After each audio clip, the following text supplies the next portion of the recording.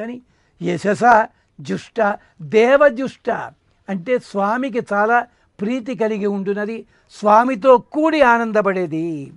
సదా దేవైశ్చ సేవిత అందరు దేవతల చేత ఎప్పుడు కూడా సేవించబడేది. ఇక్కడ ఒక సూచన, ఆధునిక కాలంలో భగవంతుణ్ణి మాత్రమే పూజించేవాళ్ళు కొంతమంది, అమ్మవారిని మాత్రమే పూజించేవాళ్ళు కొంతమంది. ఈ రెండూ తప్పే. అమ్మవారిని అయ్యవారిని కలిపి మాత్రమే సేవించాలి. ఒక్కళ్ళనే పూజిస్తే ఎంత ప్రమాదమో ఇంతకుముందు 2-3 కథల్లో చెప్పుకున్నాం. గజాసురుడు శివుడికే దండం పెట్టి నువ్వే నా గుండెల్లో కూర్చో అన్నాడు. పార్వతి సంగతి ఏం చేశాడు? అమ్మవారిని నమ్మనొచ్చు కదా. అందుకనే వాడంతా పరమభక్తుడైన గుండెలు చీల్చుకుపోయాయి. ఇంకో మహానుభావుడు ఉన్నాడు కదా, భగవంతుడా నువ్వు నచ్చిరా గుమ్మంలో కూర్చో అన్నాడు. కూర్చున్నాడు పరమశివుడు. కానీ అమ్మవారి సంగతి ఏమిటి? పిలవలేదు. అందుకనే వాడి 1000 చేతుల్లో 998 చేతులు నరికి పోగులు పెట్టాడు. తర్వాత పరమాత్మ లేదు. నాకు రాముడే కావాలంది శూర్పణఖ, ముక్కు చెవులు లేచిపోయాయి. సీతమ్మ పక్కనుంది, కనీసం దండం పెట్టచ్చు కదా. నాకు సీతమ్మే కావాలి, రావణాసుడు అక్కర్లే. లంక నేలమట్టం అయిపోయింది. కత్తెరలో 2 బ్లేడ్లు ఉంటాయి, కానీ దాని పేరు సిజర్స్ అంటాడు వాడు. సిజర్ అనలేదు, 2 విడివిడిగా ఉన్న కలిసి ఉంటాయి. అది దేవజుష్ట. కాబట్టే హనుమంతుడికి దేవాలయాలు ఒకప్పుడు లేవు. దేవాలయం పెట్టడం ప్రారంభించిన తర్వాతే హనుమంతుడికి సువర్చల పక్కని భార్యని పెట్టారు. మరి సువర్చల వివాహం అయిందా లేదా? మరి రామాయణంలో చెప్పలేదే, ఎవడు మాట్లాడలేదే. రామాలయం తర్వాత ఓల్డేజ్లో చేసుకున్నాడా అన్నాడు ఎవడో మహానుభావుడు. దాని అర్థం అది కాదు. అలాగే వినాయకుడికి వివాహం జరిగిందా? వినాయక వివాహం ఎక్కడైనా వర్ణించారా? లేదే. కాదు.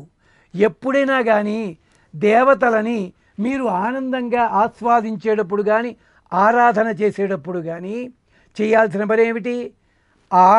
అదే స్త్రీ రూపముగా ఉంటే పక్కని భర్త రూపంలో ఒకళ్ళు ఉండాలి. అలాగే హనుమంతుడిని సేవిస్తుండే పక్కన అమ్మవారు ఉండి తీరాలి. నువ్వు హనుమంతుడికే దండం పెట్టుకో. లలిత అమ్మవారి పూజ చేస్తుంటే పక్కనే కామేశ్వరుడు ఉండి తీరాలి. నువ్వు అమ్మకే పూజ చేసుకో, ఎవడొద్దన్నాడు? తల్లిదండ్రులను ఇద్దరినీ కలిపి మాత్రమే పూజించాలి. రుక్మిణి అమ్మవారు ఇదే పని చేసింది, ఇద్దరికీ దండం పెట్టింది, పద్యాన్ని మొదలుపెట్టింది.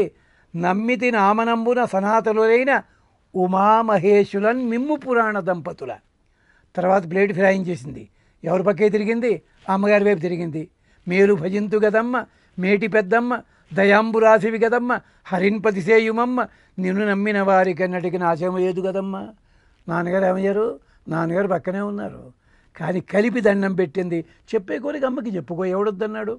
అందుకని యశస జ్వలంతీం అన్న తరువాత దేవజుష్టాం అన్న తోట దేవతలందరితోటి కలిసి ఉండుట. అందుకని అంతేకాదు, దేవశబ్దానికి అర్థము మనలో ఉన్న ఇంద్రియాలు. ఈ ఇంద్రియాలు దేవతా లక్షణం. దేవతా లక్షణం కంగారు పడకండి. మంచి కలిగిస్తాయి, చెడు కలిగిస్తాయి ఇంద్రియాలు. ఓ మంత్రం సరిగ్గా జపించారనుకోండి, కరెక్ట్గా ఫలితం వస్తుంది. తేడాతోటి జపించారనుకోండి, రివర్స్ కొడితే దాన్నే పిచ్చెక్కడం ఇవన్నీ అవుతాయి. ఎందుకు అవ్వాలి? మంత్రం తప్ప? మంత్రం తప్పు కాదు. బ్లేడ్ ఉంది, పెన్సిల్ చెక్కుకోవాలి. వేలు చెక్కుకుంటే బ్లేడుని తిడతావా నువ్వు? మంత్రం అలాంటిది. మంత్రాన్ని సక్రమంగా వినియోగించు, ఫలితాలు లభిస్తాయి. అక్రమంగా వినియోగించు, ప్రమాదం జరుగుతుంది. అంచేత దాన్ని ఎంత జాగ్రత్తగా నీవు సేవిస్తావో అలాగే దేవజుష్ట. దేవతలందరూ కూడా ఇంద్రియాలు దేవతల వంటి వారు. అంటే దేవజుష్ట అంటే దేవదేవుడైన హరితో కలిసి ఉంటుంది, ఇంద్రియాలతో కలిసి ఉంటుంది. ఇంద్రియాల పేరు దేవ. మనకి దేవే జనై అంటారు ఒక తోట. ఇంద్రియాలకి తృప్తి కలిగిస్తున్నా ఇంకా కావాలంటాయి. ఇచ్చావయ్యా, తింటున్నావు, ఆనందంగా ఉంది, ఇంకా తిన్నావు, ఇంకా తిన్నావు, ఇంకా తిన్నావు, పెట్టావు కదా. తర్వాత ఏమైంది? తిన్నది బయటికైనా వస్తుంది, తిన్నది లోపల నుండి ఇబ్బందిగా పెడుతుంది. మరి ఇంద్రియము నువ్వు చెప్పిన మాట వినాల్సి ఉంటుంది? లేదు. ఒక్కొక్కసారి ప్రమాదం జరుగుతుంది. ఆనందానికి మూలకందం ఇంద్రియాలే. ఆ ఇంద్రియాలని అట్టే పెట్టగలిగినంత అట్టే పెట్టు, ఆనందాన్ని పొందు. తెలుసు కదా, కొన్ని పదార్థాలు ద్రవాలు పుచ్చుకుంటారు, పుచ్చుకున్నంతసేపు బాగానే ఉంటుంది. ఇక తరువాత బాగుంది కదా అని పుచ్చుకుంటే ఉన్నది కాస్త బయటకు వస్తుంది కదా. ఏమైంది నీ ఇంద్రియాలు? ఆలోచించరా నాయన. అలాగా ఇంద్రియాలకు ఆనందాన్ని కలిగించేది అమ్మవారు.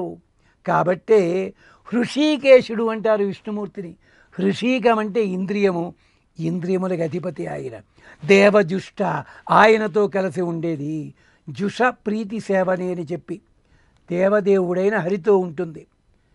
పరం లోపల శ్రీ భూ నీలా స్వరూపము, వ్యూహం లోపల అమ్మవారు ఉంటుంది. వైకుంఠంలో లక్ష్మీదేవిగా అవతారాలు ఎత్తాడు. రాముడిగా వస్తే సీతమ్మగా వచ్చింది, కృష్ణుడిగా వస్తే రుక్మిణిగా వచ్చింది. అవతారాలు ఎత్తుతారు. లేదండి అంతర్యామి, అంతర్యామి లోపల ఉన్నాడు పరమాత్మ, బుద్ధి రూపంలో అమ్మవారు ఉంటుంది. తరువాత అర్చాస్వరూపము, ఒక విగ్రహం పెడితే పక్కనే అమ్మవారి సన్నిధి పెడుతున్నాం మనం ఇలాగా. అందుకనే ఆళ్వార్లు దేవజుష్ట అన్నది అద్భుతంగా గానం చేశారు. అలాగా లక్ష్మీతంత్రంలో చెప్తారు, దేవేణ హరిణా జుష్ట సదా దేవైశ్చ సేవిత. నేను దేవతలకందరితోటి కలిసి ఉంటాను. దేవాశ్చ మాముపాశ్రిత్య విషయాన్ ప్రత్యవస్థిత పరిణామ విశేషాత్ ప్రకృతే తేహి అచేతనా అతమచ్చక్తిం ఆదాయ శుద్ధ సంవిత్ క్రియామయీం విషయేషు ప్రవర్తంతే. నన్నే ఆధారంగా చేసుకుని లోకంలో ఉన్న వాళ్ళంతా ఇంద్రియాలతోటి పనులు చేస్తున్నారయ్యా. అందుకని దేవజుష్ట నా పేరు. కాబట్టే దేవజుష్టాంతు మాం విదుహు జనాః.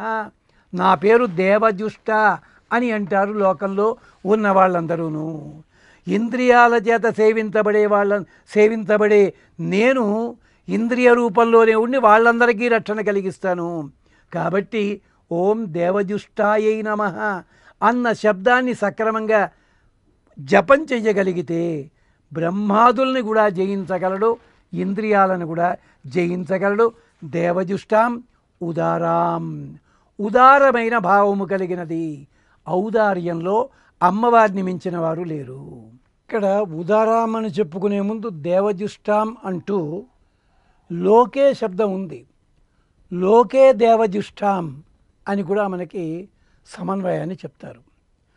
లోకే దేవజుష్టాం అంటే లోకస్వరూపుడైన దేవుడు ఉన్నాడే పరమాత్మ, అతన్ని ఎప్పుడూ వదిలిపెట్టి ఉండదు అని అంటున్నాం.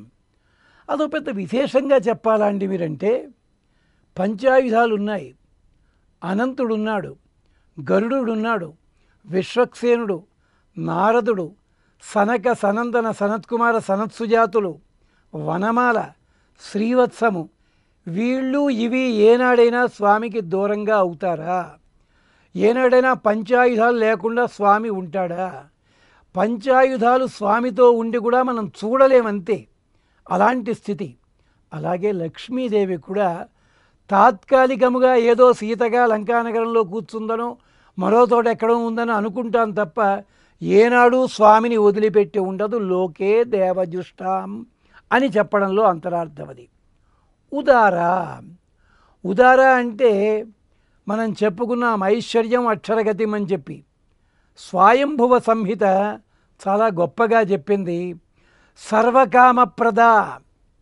సర్వకామప్రదాం రమ్యాం సంసారార్ణవతారిణీం క్షిప్రప్రసాదినీం దేవీం శరణ్యాం చింతయేత్. నీవు ఎవరిని సేవించాలి? సర్వకామప్రద, నువ్వు కోరిన కోరికలన్నీ కూడా తీర్చేది. రమ్య, చాలా సౌందర్య రాశి. సంసారార్ణవతారిణి, సంసారమనే సముద్రాన్ని దాటించేది. క్షిప్రప్రసాదిని, వెంటనే అనుగ్రహించేది. దేవీం శరణ్యాం చింతయేత్, అతన్ని చింతించవయ్యా ఆమెని అన్నారు. విష్ణు పురాణంలో ఒకతోట అంటారు, ఆత్మవిద్యాచ దేవి త్వం విముక్తి ఫలదాయని. ఆత్మవిద్య ఉందే, ఆ ఆత్మవిద్య నీవేనమ్మా. విముక్తి ఫలదాయిని, మోక్షం కలిగించేదానివి నువ్వు. శ్రీ సహస్రనామ స్తోత్రం ఉంది. సకృతి విభాత సర్వార్తి సముద్ర పరితోషిణి. అమ్మా, ఒక్కసారి నిన్ను సేవిస్తే చాలు సముద్రం, ఈ సంసారమనే సముద్రం ఎండిపోతుంది. భవభంగాపహారిణి, భవభంగ అపహారిణి, పుట్టుక వల్ల కలిగిన అవమానాన్ని తొలగించేదానా అర్థం. భవం అంటే సంసారం, సముద్రం కనుక దీంట్లో ఉండే కెరటాలు తొలగించేదానా అని అర్థం. పరనిర్వాణదాయిని, నిర్వాణము కలిగించి ఉత్తమగతి కలిగించేదానివి.